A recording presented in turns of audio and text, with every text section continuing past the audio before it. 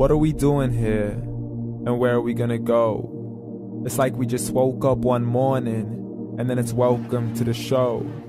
Don't ask any questions, just go with the flow. Make as much money as you can, and try your best not to get broke. Copy everything you see on the TV, from the hairstyles to the clothes, and don't think too often, just do exactly as you're told. And if you ever get confused, then just turn towards the alcohol. You'll still hear your thoughts, then just turn up the radio as you learn to live a lifestyle of drugs, sex, and rock and roll. But in all honesty, I just need to know, is there more to the cycle than growing and getting old? Living and dying just to leave behind a happy home and a whole lot of property that somebody else is going to own. I just really need to know before the casket's closed, 'cause I'm not willing to gamble with my soul, nor am I ready to take any chances. These are just simple life questions, and I'm just searching for some answers. Like, what are we doing here? And what is our purpose? How did we get here, and who made us so perfect? And what happens once we go, or is this world all really worth it? Questions we don't answer because apparently we don't really have to. There's no purpose to this life and our existence is merely natural. Then in that case, please let me ask you, did you create yourself, or was it somebody else who had fashioned you? 'Cause you're a being that's impeccable, faultless and unparalleled. You're a product of supreme intelligence, and I'm merely being rational. For there isn't a camera on this earth that can come close to the human eye, nor a computer that can compete alongside the human mind. And if the whole world was to come together, we wouldn't be able to create a single fly. So many signs, yet we still deny.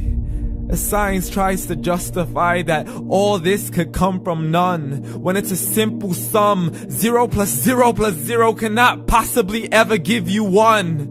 So from where did all this order come?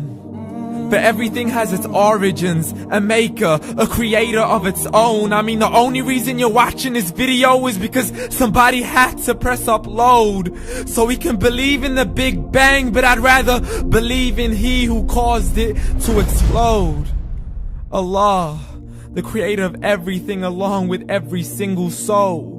The ever-living, the master, the only one who is in control. Unlike his creation, beyond our imagination. And no, he's not a man, nor does he have any partners in association. He's on his own. And no, he did not ever leave us alone. Just like every manufacturer, he left us with an instruction manual. The Quran and Islam, and I'm sorry to jump to conclusions, but it's the only one possible.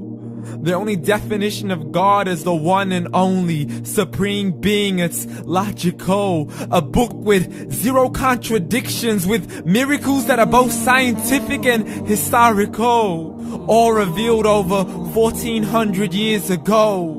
Like the detailed description of the human embryo. The descriptions of the human embryo in the Quran cannot be based on scientific knowledge in the 7th century. To the mountains as pegs holding firm the earth below, and the 2 seas that don't mix in a complete separate flow. To the planets in orbit, alternating night and day as they stay in flow. The expansion of the universe and the creation of everything from H2O.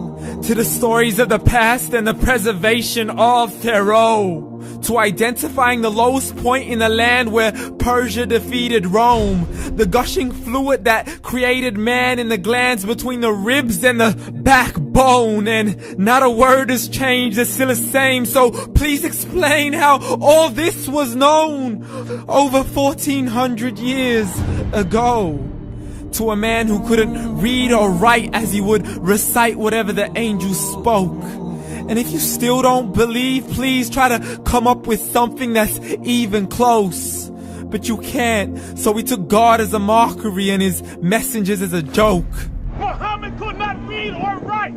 How somebody who can't read or write gonna start a religion? Dismissed his scriptures as legends and tales of the ancient folk as we live life according to our whims, desires, and hopes. saying this life is the only home we will ever know. We will live then die, then simply turn to bones. YOLO! Correction, after the grass dies, the rain arrives and it regrows, and Allah promises to do the same thing to your very soul and bring you back from your very fingertips to your toes, as the all-seeing supreme being watches us so close, and we are surely being tested in our wealth, our health, and our self, and everything that we've been blessed with. So believe, for we will surely be resurrected and be brought back to our Lord and account for every single deed, as He hands us our books and